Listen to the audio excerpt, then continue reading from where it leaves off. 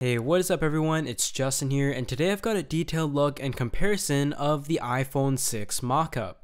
And just to get this out of the way, for those who don't know, this is just a mock-up, nothing currently official from Apple. However, this model is put together based on the rumored dimensions of the next possible iPhone. And I would also like to thank Sony Dixon for this mock-up.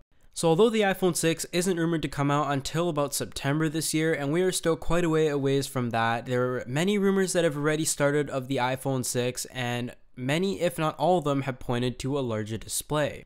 A 4.7-inch display, which will be a pretty significant step up from the 4-inch display and the 3.5-inch display for those who have the iPhone 4 or 4S.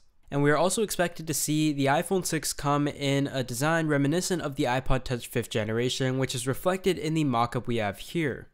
We are also expected to still see 3 different color variants, including silver, gold, and space gray, and even the possibility of seeing a larger 5.5-inch model, which we could either see later in the year of 2014 or early 2015.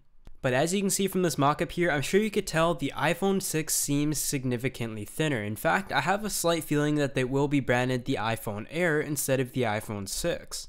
From playing around with the form factor over the past few days, I did find the device to kind of slide out quite easily. However, in terms of gripping the device, I had no problems with that at all. As you can see, the device is also rumored to have some rounded edges, which, from holding on it, I did find the device extremely comfortable and smooth to hold. However, at times it was extremely slippery. It is also estimated to be 7mm in thickness, and for reference, the iPhone 5 and 5S comes in at 7.6. Another thing to note is the buttons. You can see that the buttons have more of the style that we see on the iPod Touch, some longer buttons instead of the current rounder buttons found on the 5 and 5S. And if Apple does actually go with this form factor, I would definitely expect to see the sleep-wake button being moved over to the right side, as you can see here. And of course on the bottom you expect to have the proprietary Apple Lightning dock connector, the headphone jack, and also the speaker port. On the back, you can see in this mockup it does feature an all-metal design. However, it will be very interesting to see whether it will indeed be full metal or have glass panels on the top and the bottom like we currently see. Of course, with a larger screen size comes a larger form factor, and the iPhone 6 mockup comes in at a height of almost 14 centimeters compared to the height of the 5S, which comes in at 12.38. When it comes to the width of the device, it measures in at almost 7 centimeters, while the iPhone 5S came in at 5.86. So without a surprise, the device is definitely going to have a larger footprint. And up top, you do have your camera as you'd expect it to be, although this does definitely indicate that it is a mock-up, as I'm pretty sure Apple would not move away from its dual LED flash and go back to a single LED flash. So now that we've taken a pretty close look at the iPhone 6 mock-up, let's go ahead and compare it in terms of its size to some of the other flagships that are currently out there. This will definitely be pretty interesting, as for quite a long time, the iPhone 5S, 5, and Apple's phone in general has always been on the smaller end compared to other phones currently out there. And the trend seems to be that Android phones are getting larger and larger on average.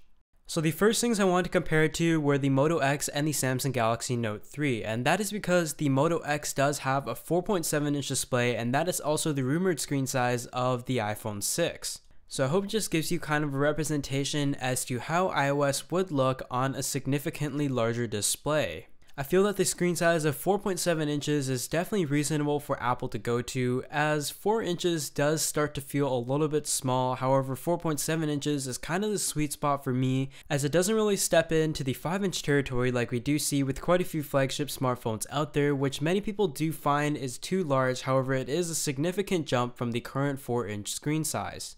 So I definitely feel that the 4.7-inch screen size will be very comfortable to many, though it will take some getting used to. But I feel that it is still one-hand usable. Moving on, we're going to compare it to the size of the Samsung Galaxy Note 3's display, and a lot of you may wonder why. However, I want to give you the closest representation I could as to how big the screen could be on the larger iPhone.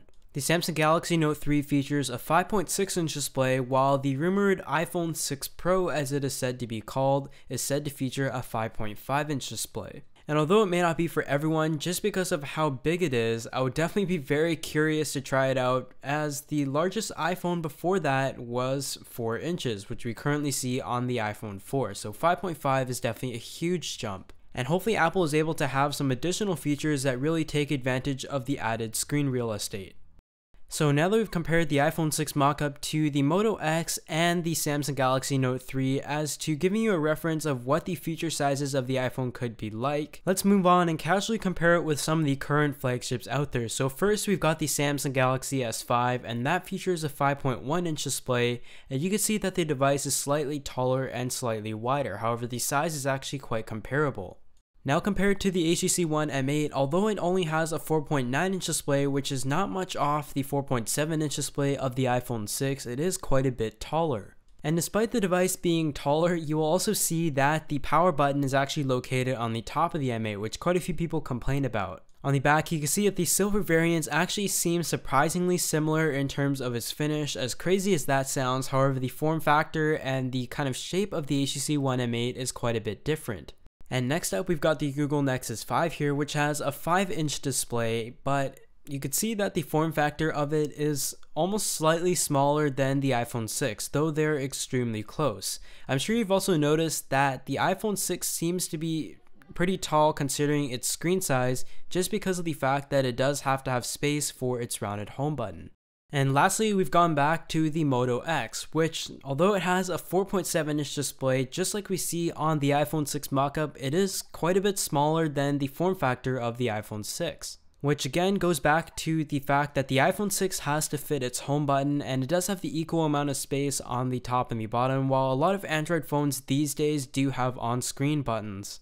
But aside from that, I hope you guys enjoyed this detailed look as well as comparison with some of the other Android counterparts out there of what could be the iPhone 6 and its overall form factor and screen size. But I gotta say, like a lot of you out there, I'm extremely excited for the iPhone 6 and its larger screen size, which is something I've been waiting for a very long time. Even if a lot of people out there who I've showed this mockup aren't completely sold on the design of what could be Apple's next flagship. But aside from that, I hope you guys enjoyed this video, and be sure to hit that like button and subscribe if you would like to be notified of some future content and coverage of the iPhone 6, and I'll see you all in the next video.